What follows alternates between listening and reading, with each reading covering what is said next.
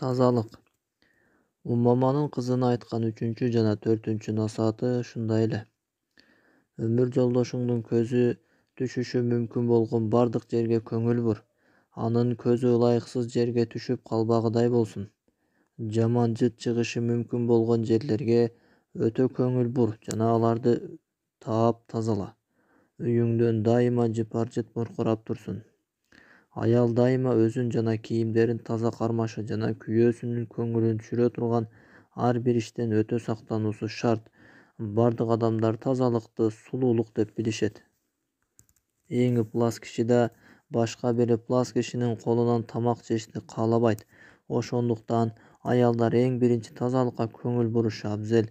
Пайгамбарыбыз саллаллаху алейхи вассалам аялдардын жакшысы жуунуп таза жүрүүнү адат кылганы жана жыпар-жыт сүртүнүп жүргөнү деген.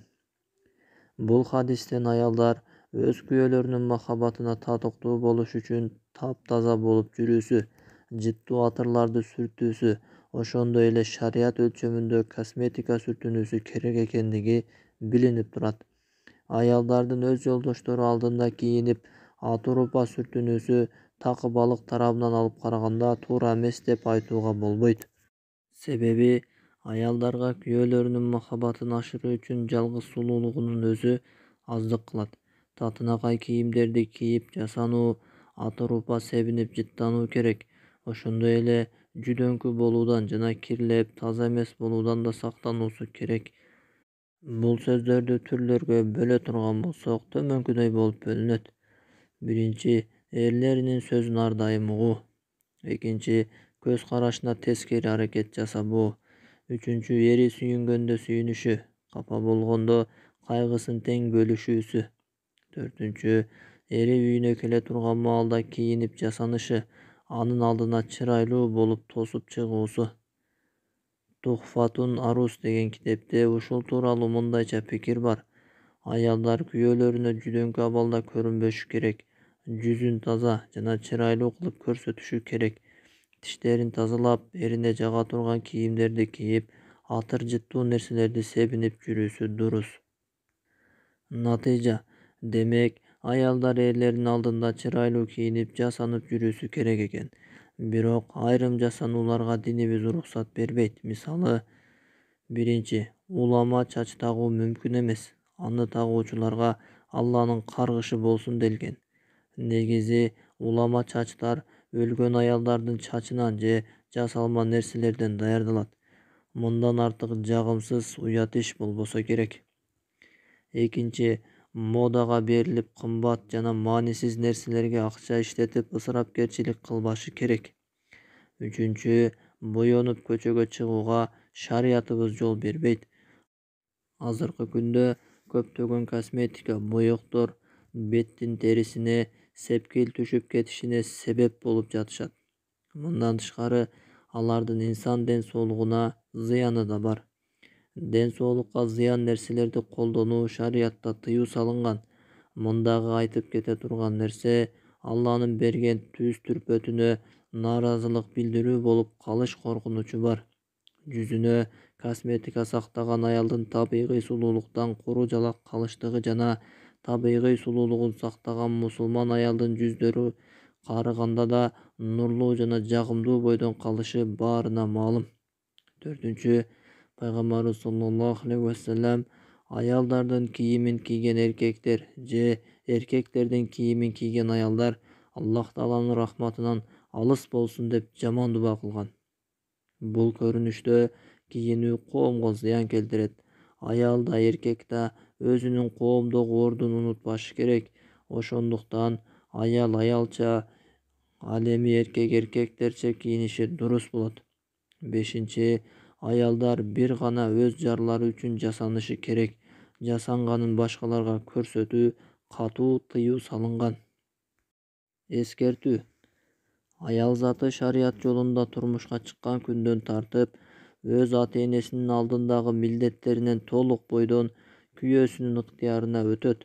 Башкача айтканда, өз атасы кандайдыр бир жумуш буйруган болсо да, өмүрлүк жолдошунун уруксатын албай туруп, ошол атасы жумшаган жумушту аткара албайт. Көпчүлүк аялдар мончо, той же сапарга эң чырайлуу кийимдерин кийип барышат. Бирок үйлөрүндө болсо өздөрүнө караштуу унутуп коюшат. Мындай аялдар ушуну унутпашсын, байкуш күйөөлөрү күндө кечинде жүздөгөн аялдарды көрүп, шайтандын мизин такып алып калканы менен тосуп, көңүлү чарчап, жүрөгү чарчап үйүнө кайтат.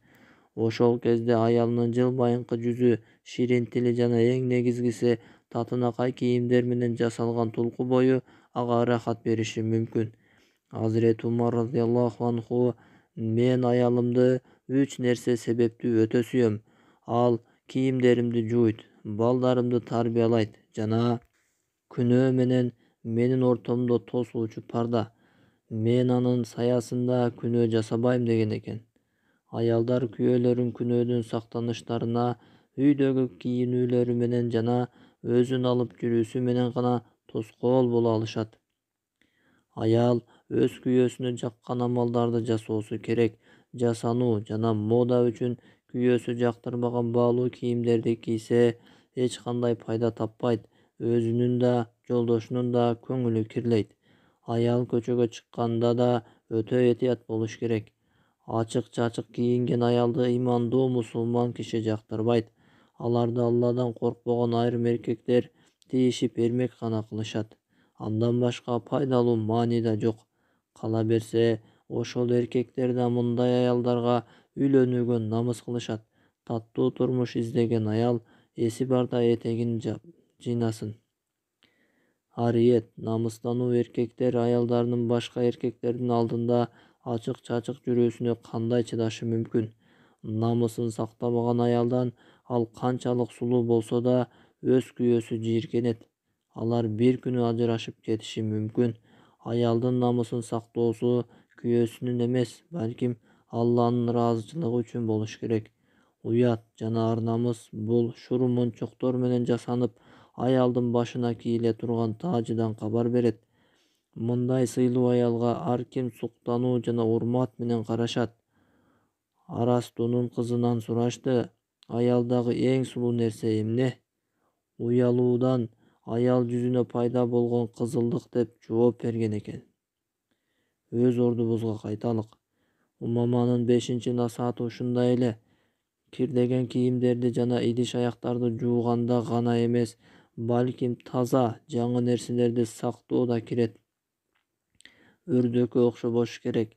Анын бир буту сууда, бир буту балчыкта болот.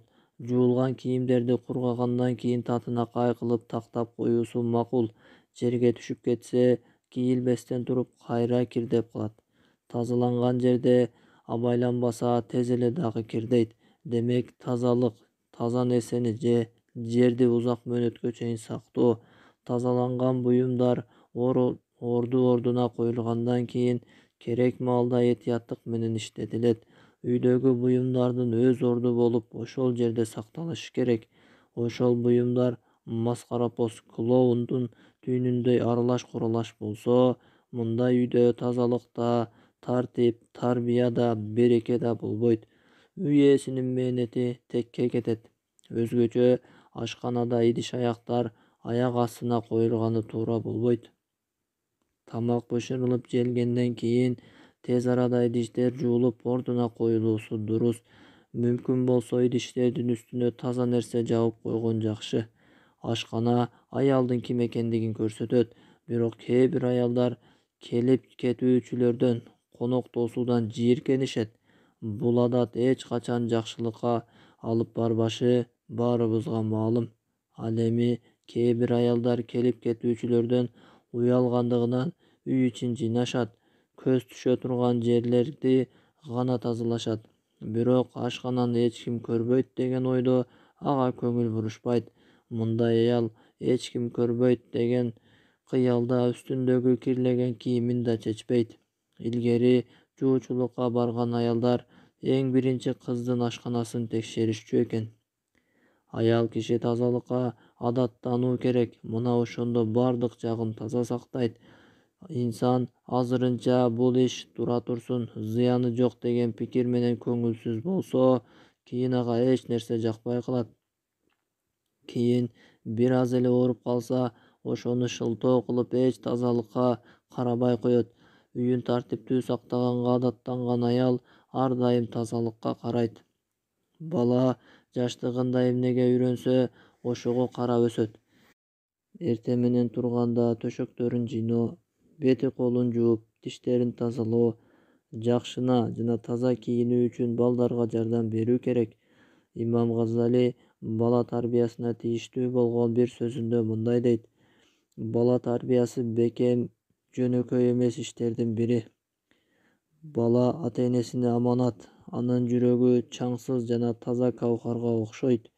Эмнени кандай үйрөтсөң ошондой кабыл алат, каалагандай тарбиялап алышың мүмкүн. Эгер жакшылыкка жана тууралыкка жетелесең, ошол жолго кирет, дүйнө жана акыретте бактылуу болот. Мындай жакшы тарбия үчүн тарбиячы да сооп алат. Эгер жамандыкка үйрөтүп, айбандар сыяктуу өз ордуна ташталса, бала адашат жана жаман жолдорго кирип кетет. Анын күнөөсүнө ушундай тарбия берген киши шерик болот. Аллах Таала бир аятта мындай дейт: эй ыйман келтиргендер, өзүңдү жана үй бүлөңдү оттон сакта.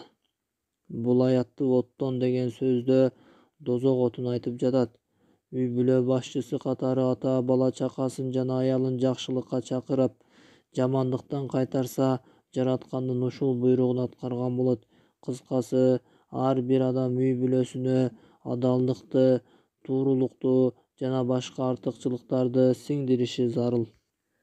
Жаман адамдар менен мамиле кылуунун зыяндуулугун түшүндүрүп, алар менен достошууга жол койбош керек. Бала өсүп чоңойгондон кийин айрым кылыктарынан уяла баштайт. Бул уялуу андагы акыл нурунан пайда болот. Балага акыйкат түшүндүрүлгөндүгү жана жакшы тарбия берилгендиги билинсе, бул Аллах Тааланын ага берген баа жеткис белеги жана ырысы, жүрөгүнүн таза жана кулк мүнөзүнүн жакшы болгондугу.